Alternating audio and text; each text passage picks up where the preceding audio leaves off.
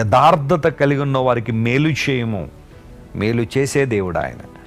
ప్రియులరా గమనించండి, ఈ మాటను మనం ఇలా అర్థం చేసుకుందాం. దేవుడు మంచి వారికి మేలు చేస్తాడు. యథార్థ హృదయులకు మేలు చేసే దేవుడు. మేలు కావాలనే కదా ఈరోజున చాలామంది ఎన్నో ప్రయత్నాలు చేస్తున్నారు, ఎన్నో చోట్ల పరుగుపెడుతున్నారు. ఉదయం లేచిన రాత్రి పడుకునేదాకా భక్తి కార్యక్రమాలు, ధార్మిక కార్యక్రమాలు, సామాజిక కార్యక్రమాలు, సేవా కార్యక్రమాలు ఎన్నెన్నో మనిషి చేయడానికి కారణం మేలు కలగాలనే. మేలు కలగాలనే. నిజమైన మేలు ఎవరు చేస్తారు, ఎక్కడుంది అని పరిశీలన చేస్తే ఈ కీర్తనకారుడు అంటున్నాడు, దేవా నువ్వు మంచి వారికి మేలు చేయము. మంచివారు అంటే మరి భూమి మీద ఎవరు మంచివాళ్ళు ఉన్నారు? ఎవరు లేరు కదా. అందరూ కూడా నీతిమంతులమే. నీతిమంతుడు లేడు, ఒక్కడు లేడని లేఖనాలు సెలవిస్తున్నాయి. మరి ఈ మంచివాళ్ళు ఎక్కడి నుండి వచ్చారు?